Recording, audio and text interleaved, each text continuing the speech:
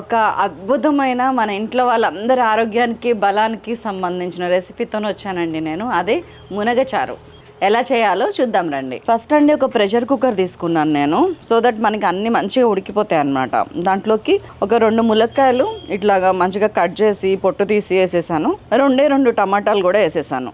And దీంట్లోకి ఒక 4 పచ్చిమిరపకాయలు వేసాను. కొన్ని వాటర్ పోసేసి నిండుగా మనకి చారు ఎంత కావాలో దానికంటే కొంచెం లెవెల్ తక్కువకి కావాలంటే మళ్ళీ వాటర్ యాడ్ చేసుకోవచ్చు. వాటర్ పోసి దాంట్లో ఒక నిమ్మకాయ సైజ్ అంతా చింతపండు వేసానండి, నానబెట్టిన చింతపండు. దీంతో పాటు చింతపండు కూడా ఉడికిపోతే మనకి చింతపండు పులుసు వేరేగా తీసే పని ఉండదు అనమాట. అండ్ కందిపప్పు ఉంది చూసారా, దాన్ని నానబెట్టుకొని ఉంచాను. దాన్ని కూడా 1 టేబుల్ స్పూన్ ఇందులో యాడ్ చేసేసాను. సో కుక్కర్ మూత పెట్టేశాను.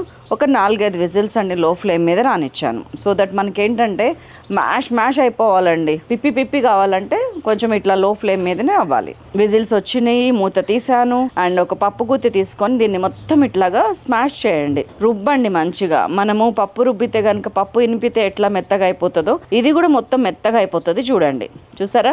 ఈ పని మీరు వేడి మీద చేస్తేనే పర్ఫెక్ట్గా అవుతుందండి, చల్లారేక చేస్తే కాదు. సో పప్పుతో సహా, కందిపప్పుతో సహా మెదిగిపోయింది. ఇప్పుడు దీన్ని ఇంకో గిన్నెలోకి ఒక గిన్నె తీసుకొని దాంట్లో వేసేసి, చెత్త మాత్రం పైన ఉంటుంది, మన జ్యూస్ మొత్తం కిందకి వెళ్ళిపోతుంది. చూడండి, ఇంకా తుక్కు ఉంది, ఇంకా ఏమన్నా ఉంది అని మీకు డౌట్ వస్తే కనుక దీంట్లో ఇంకొంచెం వాటర్ వేసుకొని దాన్ని కూడా ఇదిగోండి ఇట్లా పిప్పి మాత్రమే మిగిలేటట్టు జ్యూస్ తీసుకోండి. ఇది పక్కకు పెట్టుకోండి. మన సేమ్ కుక్కర్ మళ్ళీ పెట్టుకుంటున్నాను నేను. నెయ్యి తాలింపు వేసుకోండి, దీనికి నెక్స్ట్ లెవెల్ ఉంటుంది. నెయ్యి తాలింపు వేసేసాను.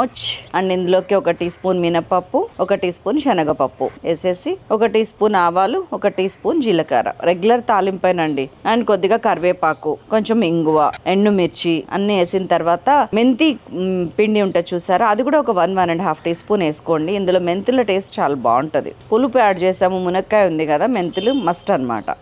వేసేసాను. ఈ తాలింపులో మనం ఏదైతే జ్యూస్ తయారు చేసుకున్నామో అది మొత్తం కలిపేసి మంచిగా కలిపి కొంచెం పొంగు వస్తున్నప్పుడు ఇదిగోండి దీంట్లోకి కొంచెం జీలకర్ర, ఒక 10-12 వెల్లుల్లి అండ్ కొన్ని మిరియాలు, ఒక 1.5 టీ స్పూన్ మిరియాలు వేసి మంచిగా దంచి ఆ పౌడర్ కూడా చారులో కలిపేసిన తర్వాత ఇదిగోండి ఒక 1/2 టీ స్పూన్ పసుపు, ఒక 2 టీ స్పూన్స్ ఉప్పు, తగినంత మీ రుచికి తగినంత ఉప్పు వేసి కొద్దిగా కొత్తిమీర వేసి బాగా మరగనిచ్చి ఒక 5 నిమిషాల తర్వాత దించేస్తే అదిరిపోయే రోగ నిరోధక శక్తి మెండుగా ఉన్న మునగచారు